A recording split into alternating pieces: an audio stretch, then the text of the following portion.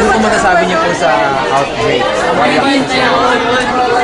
Nakakapagbabago ng buhay. Talagang nababay na natin isang bagay na dapat natin para sa bayan.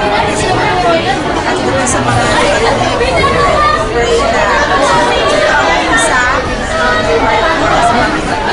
maganda. Thumbs up. Okay? Next pa, next. Ano nga ang naging impact sa'yo habang ginagawa mo yung outbreak? Na-identify ko po yung mga virus na kumapit at nakakapit na sa kanya. At may outbreak po talaga nagaganap. Kaya mag-iingat ka sa virus na kumapit na sa kanya.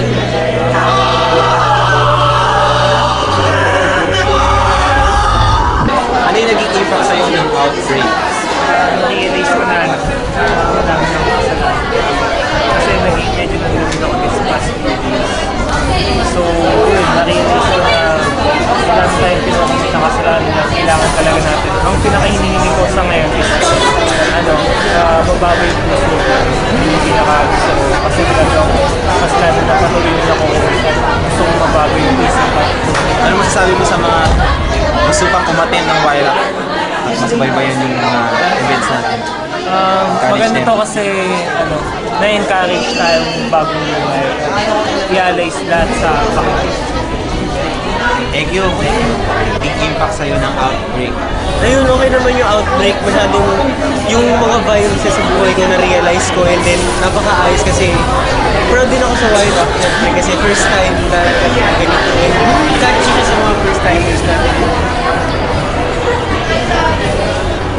Ang naging impact sa akin ng YRAC outbreak ay nabago nito ang pananaw ko sa sarili ko kasi nung time na sinabi ng pastor na yung mga symptoms ng viruses ay insecurities and many negative things, natutunan ko sa YRAC outbreak ay natuto ako na tanggapin kung ano man yung mga symptoms na viruses. Ano sabi mo sa preparation ng outbreak sa mga tao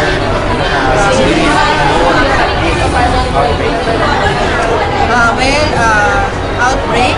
Tunay nga nag-create yun ng malaking outbreak sa ating church dahil napalaganap natin good virus na na-invento ni Dr. Tiburcio. Okay? So, ayan, keep on touch sa YRAC. Patuloy natin tangkilikin ang mga palabas sa YRAC Church. Mas marami pa tayong maabangan for the proceeding months. Grabe ito, maraming pinagaling, maraming sugatan, maraming infected.